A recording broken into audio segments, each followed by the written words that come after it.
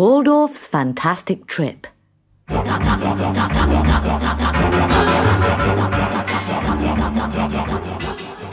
Waldorf had never been so frightened. He was now the prisoner of moon rats and gremlins, who marched him off to their king, jeering and hissing. And all because he'd come to the moon looking for cheese to take home. They threw him down before their king. "Please, let me go," whimpered Waldorf.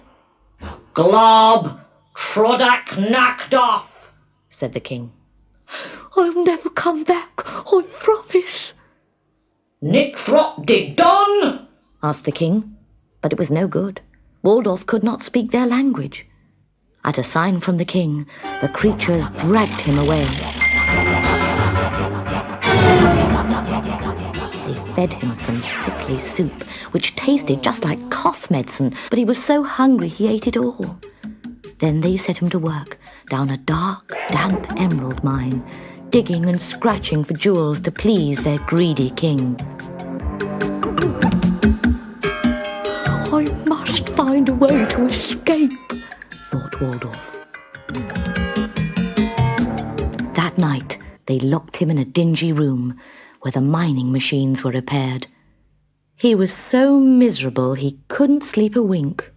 But as he looked at the tools and machines, he had an idea.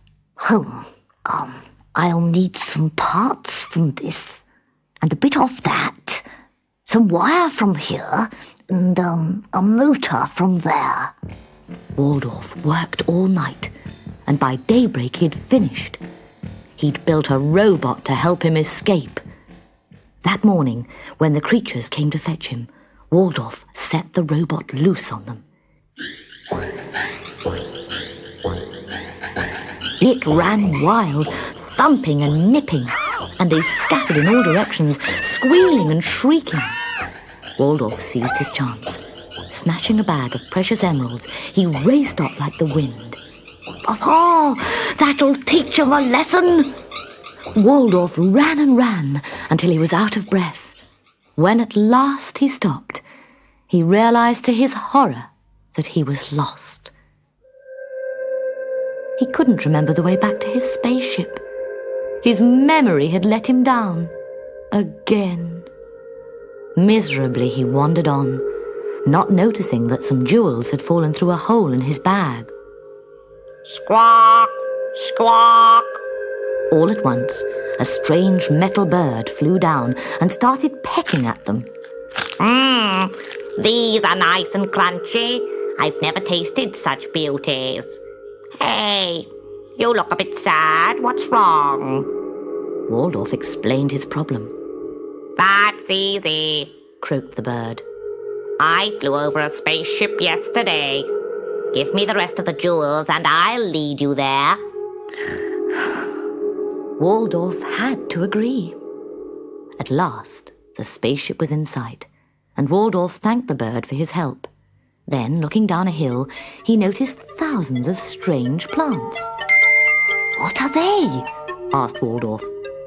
"Cheese plants, of course. Everybody knows cheese plants grow on the moon." Waldorf was delighted. His trip had not been wasted after all. With the bird's help, he loaded the spaceship until it was bursting at the seams and could hold no more. His friends would be very impressed. And thanking the bird again, he set off on the long trip home.